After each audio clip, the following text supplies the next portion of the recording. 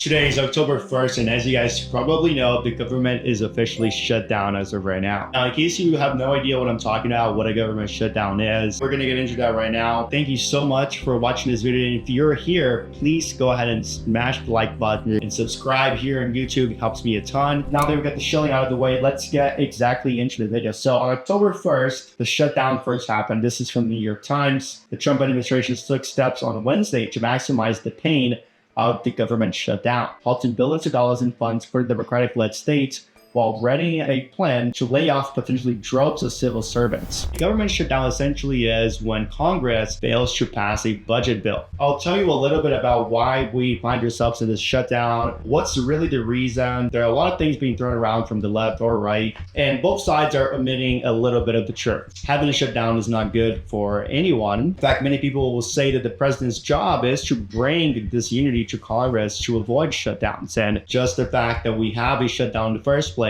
goes to show that either the president can't get Congress together or he doesn't want to. And I think that's what really is going on here. Trump is using this as an opportunity to pass things and get rid of things that he doesn't want. Democrats wanted to extend the Affordable Care Act, and they also wanted to reverse some of the Medicaid cuts made by the Republicans earlier in the year. I'm sure many of you guys remember the one big beautiful bill which cut corporate taxes, and one of the ways in which he was able to afford the corporate tax cuts was by tying Medicaid to employment. So they didn't cut Medicaid, they did attach it to an employment requirement, making it so tons of people who relied on Medicaid would now be out of it unless they got a job. Now, some of those people cannot get a job. That's why they're in Medicaid to begin with. I'm not here to relegate the whole thing again. If you want to learn more about it and build your own opinion, your own stance on it, there are tons of YouTube videos about, Republicans. They say that they are for the average American, but here they are cutting taxes for billionaires. And the way they're reporting that is by cutting Medicaid for people that need it. So do with that information what you will. Today, we're going to talk about how Trump is using this to his benefit. Well, Trump said it on Wednesday that good things can come out of a shutdown. He says that a shutdown is an opportunity to get rid of things that we do not want. On Wednesday, Trump budget chief Russell Vole announced that there will be a hold on $18 billion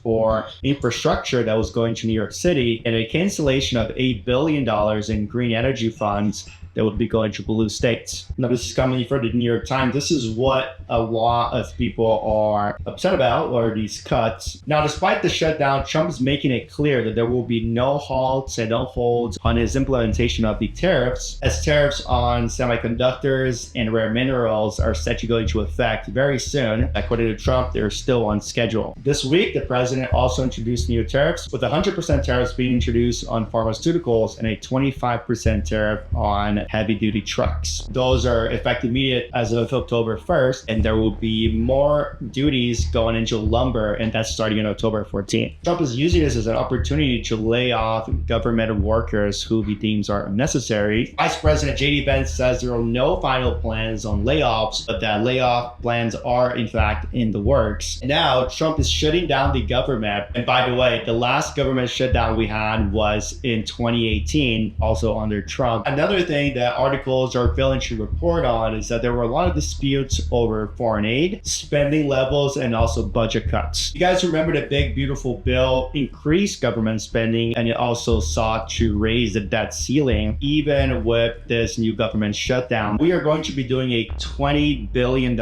credit swap with President of Argentina Milei. Pretty much everyone reporting on it is describing this as a bailout to the Argentinian economy, which has a really weak currency right now. You can go on YouTube and search this up. People, when they get paid in Argentina, they will go and cash their checks and then immediately convert that currency to dollars because their currency just doesn't hold any value. As you guys most likely know, Milei is very friendly to Trump. The reason why I bring this up is we see Trump talking about cutting government spending and paying off our debts and cutting rates so we can lower the deficit and so on. But here he is doing a $20 billion currency swap with Argentina, pretty much a bailout. We're most likely going to war with Iran. We have military actions happening in Venezuela. The big beautiful bill increases government spending, and he cut the corporate tax for the billionaires. So Trump is willing to shut the government down and lay off everyday American workers that work for the federal government. We're talking people that work at the Amtrak, at the airport, at the national parks. He's willing to cut funding for those people. He's willing to cut funding for green energy and for infrastructure in New York, which, have you ever been to New York? If you've ever been to New York, if you've ever been outside of the US, if you've ever been in Asia, or if you've been in Europe, and then go to New York and let's contrast the infrastructure of these two places, okay? New York looks like it's still stuck in the 80s. You go down that subway, it literally feels like a scene of the Joker. And look, I love New York. I've been there many times. I love the place. But needless to say, New York is dirty. It needs a revamp in its infrastructure. And why shouldn't we invest into our cities? New York is one of the biggest cities in the country. It's the financial hub of this country.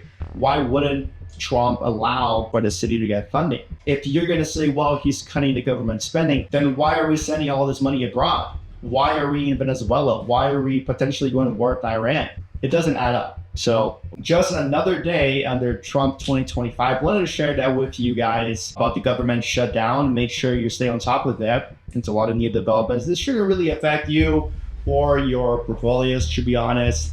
Government shutdowns is just really a big game of politics. But if it does get dragged out, it could have a higher impact on the broader economy. So definitely something for you guys to keep an eye on. That's why I wanted to bring this video out to you. If you enjoyed this video, please smash the subscribe button here on YouTube. We're at 253 subscribers right now. Thank you so much for every single one of you guys that have subscribed to the channel. That will be it for me today. If you liked this video, please leave me a comment. If you didn't like this video, also leave me a comment. I want to hear from you guys. Have a great day.